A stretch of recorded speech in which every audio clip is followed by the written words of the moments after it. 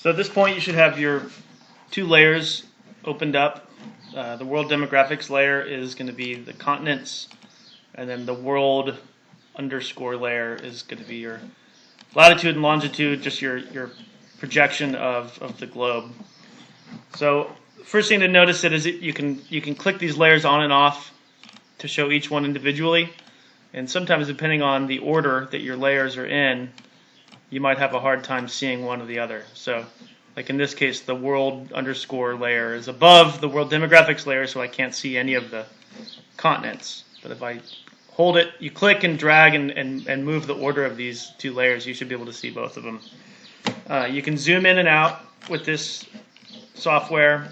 There's this little hand button up here called the pan tool. If you do hold C, it should come up. Also, the scroll button on your mouse will let you kind of pick around where you're trying to go. So the first thing before we go into any of these tables, any of these attributes, just changing the colors on these a little bit so it's not as so psychedelic, would be to double click just on the little color square right there, the color rectangle. And right now we're looking at this layer. We can change it to green, and I'll also want to keep the outline width just at least at 1, and then make it black. And that should change the colors of the continents and all the countries to green with the black outline. Same thing for the world. We don't really need a purple ocean right now. Let's make it a little bit more reasonable. Just make it blue. So I clicked blue, but see I lost the lat long lines, so go back to it. The latitude and longitude lines are going to be in your outline. So your outline width, you can make that 1, you could make it 6, and it would be really thick. We don't need that. Let's make it 1 and make the color black. So this looks more like a typical globe, a map of the Earth that we're working with. So in these two files, in these two layers, actually, there's going to be a lot of information stored within this program. If you right-click on this and open up what we call the attribute table, this is a good place to start with. Anytime you're bringing data into ArcMap, you want to see what do each of these shapes have associated with them, because there's lots and lots of data behind all of this. And you can see going through the columns here, we have the country name, the population from all these different decades, the birth rate, the death rate, and a lot of other things that I can't really decode at the moment, but there is a file out there that will tell you that exactly. But this is a good place to just see what we're dealing with. The overlay map of just the latitude and longitude doesn't have nearly as much information. It's just shapefile. It's basically just giving us the coordinate plane system to work with. So another helpful thing would be this button called the Identify tool. And this will take each of these pieces apart and give you just exact information on, say, like Madagascar down here, okay? Click on that. It'll bring up Madagascar. It'll tell us all of it brings everything up from that attribute table.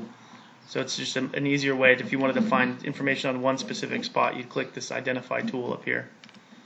Another one that's helpful is if we wanted to, so go back to this Identify tool. If we wanted to say what was the population of Australia in 1950, it's given to us right here, 8,267,000. While we're getting to know ArcMap a little bit, since we are in sort of a graphical mapping software that everything has a coordinate plane associated with it, we can measure distances really accurately using this. So this tool up here is it'll measure distances, but it'll also measure area and perimeter. And say we wanted to change the units first. Distance, let's keep the distance in meters. So if I had a question that said, how long could you walk across the United States? What's the longest distance you could walk across the United States without touching an ocean or crossing a boundary? Probably be from here in Southern California to up here in Maine. So you could draw a line like this. Let's see, you got to go back to switch it to line, because this tool right here is measure a line. So from here to here is what? Now we have,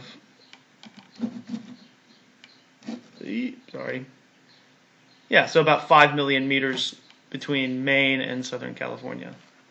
So that's an interesting tool you got. There's also measuring the area of a feature. So you press this little plus button up here, let's set the area to, let's say, acres. So the question would be, how many acres is Mexico? So you get your unit set up and you make sure you're in the measure area feature button. You click on Mexico, and I'm seeing it'll give you the perimeter as well, but that's specific to the polygon that it's drawn, which is not as accurate. But the area should be pretty accurate. And if you cross-check this using some other data source, 422,429,000 acres is pretty close to the actual area of Mexico in this day and age. If you wanted to do it in miles, it's the area of Mexico in miles, 660,000 square miles. So that's all good and well. It's a nice tool to have, nice feature to have here. The other things we're going to do with this exercise would be to take some of these attributes that we saw in this attribute table, all of these population values and population density values, and find a way to represent those graphically on a big map so that you could take in a lot of information at once. And so the way to start with that is, again, coming back up to the layers here. If you right click on it, it gives you all these options. Down at the bottom, though, is the properties window, and this is kind of where most of our work is going to be taking place for this exercise and then for the future ones. So you could change the name of the layer, you could do the source. There's a lot of, it gets pretty high tech here, but the first thing we want to see is symbology. So this is what's going to show us right now features. Right now we're set to draw all features using the same symbol, using this green symbol with the black outline. But we want to come down to, say we had a question that says let's plot all of the density, the population of each country in 1950. Let's take that. To do that, it's going to be using quantities. And so in the fields box here, we're going to say the value is 1950.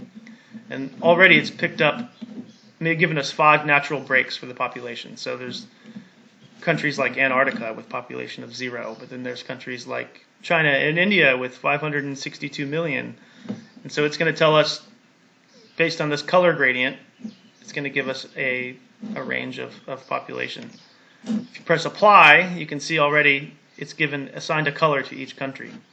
So that's the sort of the beauty of this program, is that you can tell it what color and by how many classifications do you want it to display your data. I'm going to change the number of classification categories to 7 because I think it gives us a little bit more accurate representation of it. And so now you could ask a question, which were the 6 most populous countries in 1950. So we can see the higher, the warmer the color, the more red the color, the higher the population. So if I take this identify tool and just go pick around, so this is one here, India. What's another one? China. And Japan. And Russia. And then this down here, this is one big country here. This is Indonesia. And then the US. So those would be the 6 countries that are clearly displayed here as the most populous countries in 1950. But if we wanted to know more than that, we wanted to say what would be the 7th most populous country. Some of them are a lot smaller, and some of them are harder to find. So the best way to do that is to go back to this attributes table that we showed you in the beginning. This has all of the population data for every country. And what you can do, just like in Excel, is you can order things by value. So let's go to population 1950, and if we right click on it, we want to go from highest to lowest, so that would be a sort descending. And that rearranges everything by its population in 1950. So we have the first 6 that we just showed looking at the colors on the map, but if we wanted to say what's the 7th one, it wasn't as clear on the map, we can come down to here, and it looks like Germany is the 7th most populous country in 1950. So that's interesting stuff. But, it doesn't tell you a whole lot. If this is all you were trying to find out, then sure, this would be great. But there's more to the story here. There's a lot more information retained in these shape files. So if we wanted to, have a compare and contrast situation going on, the best thing to do would be to make a copy of this layer and then plot a new, or map a new attribute using the same layer. So I right-clicked on it, pressed copy, and then come up here to paste. Control V. So now we have two of these. They're exactly the same right now, but we can come in and change just one of them. So you can right-click and go to Properties, or you can just double-click on it too. It'll bring up the Properties layer again.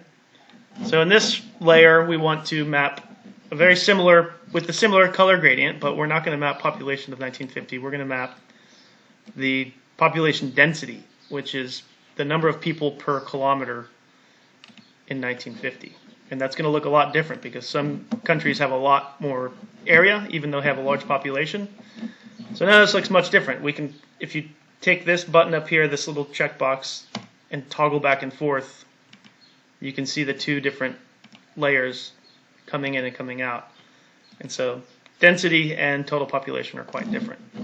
And so from this, you know, the smaller countries are always going to be harder to see. So we wanted to say, you know, if we were asking what were the three most densely populated countries in 1950, I wouldn't use a map for this. I would go back to the attributes table. So going back to the attributes table, scroll over to the value that we're mapping right now that we're talking about, and that's density 1950. Sort that the same way we did, and let's see what the first three are. So Bangladesh, Netherlands, and Belgium. Those are the three most populated, most densely populated countries in 1950.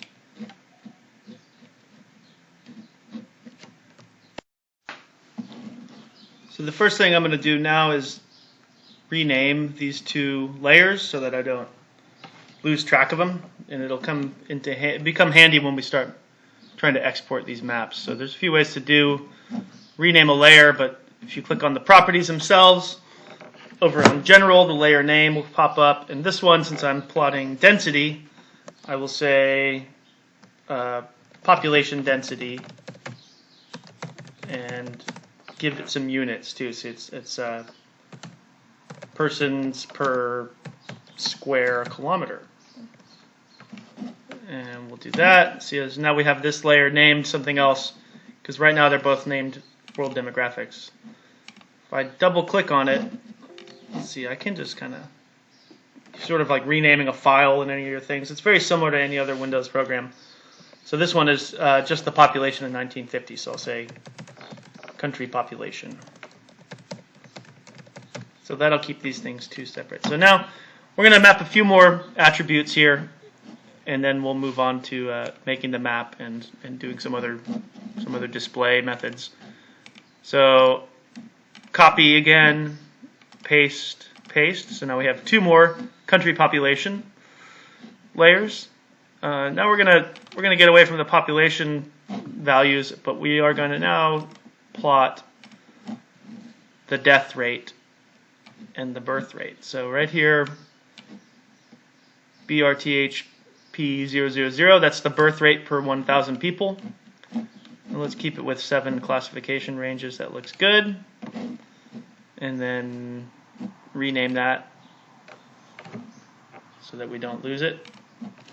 So this is birth rate. And it still shows you what value is being plotted, but it's helpful to be able to see that easily without having to. It's easy to get lost in all of these layers you got. And this one we're going to call it the death rate. And the symbology, instead of population 1950, we're going to plot the death rate per 1,000 people. And so we'll turn off all these layers here. Right now we're only seeing birth rate because it's at the top.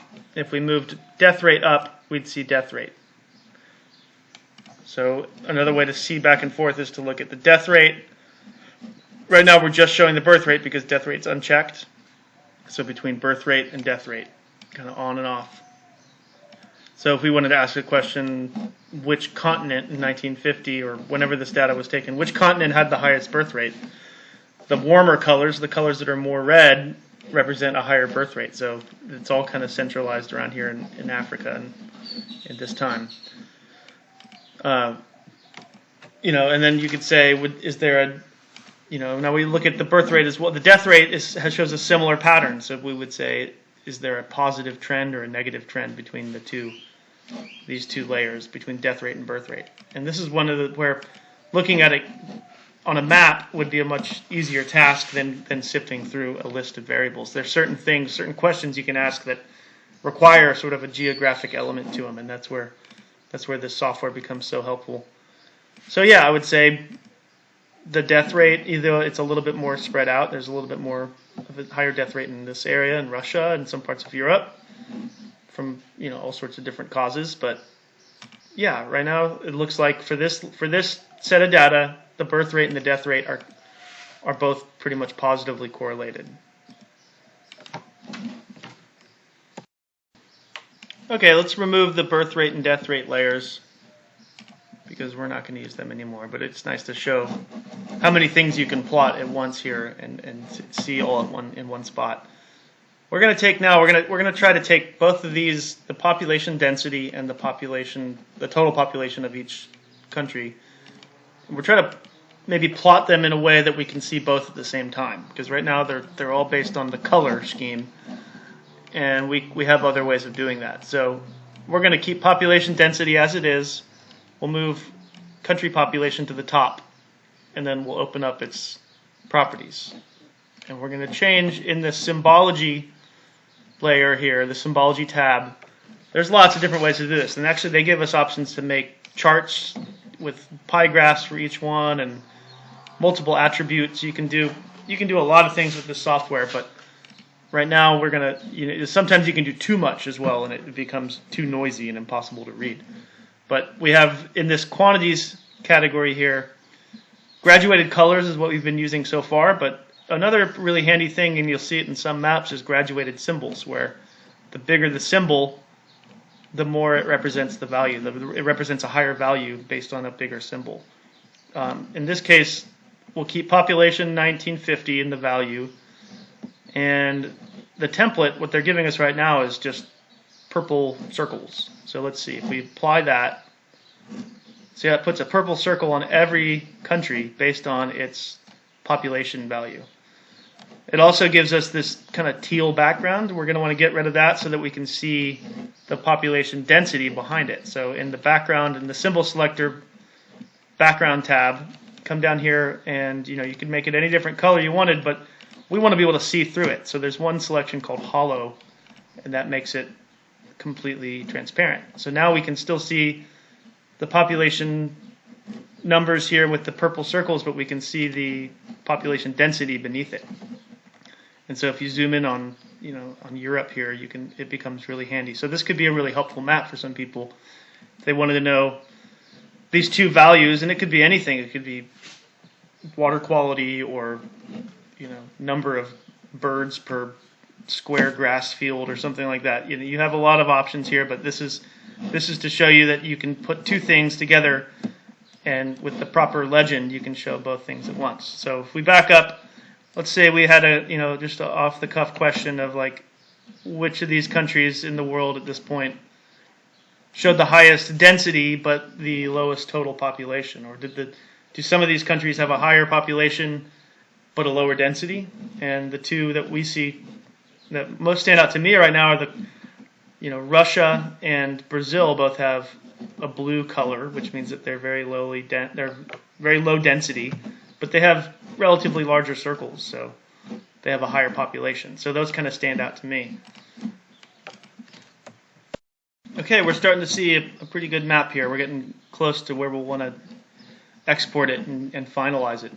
One other thing that would be really handy, though, would be to show some labels on this, so we can see what some of these countries are, some of the names of these countries. And you could add labels to either of these layers, because they're both including the world demographics layer. We're just choosing to plot one thing from each right now. So if you click on this first one here, and we're going to scroll over here to labels, and we can say label features in this layer, which will actually start adding features to it. And then we could label each of these things. If we wanted to label the population and give an actual number for each one, we could try that. But that's pretty hard to read. We can't really, nothing's really going to be gained of that. So let's just try country name for right now. So I'm going to make it, small font. I'll make it bold. So now we can see, and especially if you zoom in, you can start to see where it gets a little bit more dense. It'll show you the actual name of each of these countries. So that's another feature of this program. It'll take some of the nomenclature that you've given it in the attribute tables, and it'll bring it into the map. So I'm cool with this right now. It's not perfect, but this is a good example for getting started with ArcMap. We will now turn this over to a different sort of window, a different view, which is going to be called the layout view, and that's where we get this map ready for exporting it so that we can use it in a presentation or a project or some sort of publication. So right now we've been in data view, which lets us tweak all of the numbers and change the symbol sizes, but layout view is going to keep exactly what we just had in data view. So we go here. If I zoomed in to, say, Europe, and I just wanted Europe, whatever this frame of reference, this box sort of picks out, if I switch it over to layout view, now I'm making a map that I can print off that's just this little piece. So we're not going to do that just yet. We're going to go back and we'll get the entire map. One of the buttons actually is called full extent. It's this little globe here. Okay, so now we have the map in layout view. And one of the ways I like to do this, I've played around with a couple different options, but they have these templates that you can use that will kind of turn this into a pretty quick process. One of them is called letter landscape, and it's in this template selection box here. So let's try that, because what that'll bring in is a scale bar and a legend and a title and a north-south coordinate plane. So there's a few things. This doesn't really look great just yet. I can see most of my data is already displayed, but a few things I don't really like about it. So first is this border that's coming around the globe map. I don't really like that. So if you highlight this, so you can see that it's been highlighted, click on properties. This will bring in the frame and border. You can select none. Okay, so we got rid of the border on the globe map projection here. The next thing I'd like to see this legend to be into two columns rather than just one stacked over the other, because there's not really enough room to really fit it. So go down to properties, click on the legend, click on the properties of it, and if you click down to the second one, which is population density, and then tell it to put that into new columns, that makes it a little bit more reasonable for us. So now these are side by side, and we can see all the information we need. Looking around here again, we have the legend. That looks good. We have the scale bar, which is in meters right now. I don't really like that. I think we're going to make it a different style, make it look more like a real map. Let's do this one here. And then we can do the units. Let's make it, you go down to units, division of units, let's make it miles. So it looks better. We can delete this. And then we can add a good title too, which I think would make it country population and density in 1950. So look, this looks pretty good. There's a lot of ways to tweak this, but as far as an introduction to making maps in ArcMap, I'd say we're looking all right. So from this point, if I say we like it where it's at right now, come up to File, Export Map, and that will bring up this thing where you can figure out where you want to put it. And let's do it. World Demo Map 2. We'll save it as a JPEG. Nice. So I'll go back to that folder. Let's just take a look at it now. World Map Demo. There it is. And look, we have the map that we made using all the ArcMap software. Okay, well, hopefully this is a good introduction for you guys, and if you have any questions about it, we can field those with you. Hope the download process goes well. You should have more options as the computers become available on campus. But we will talk to you soon. Have a good one.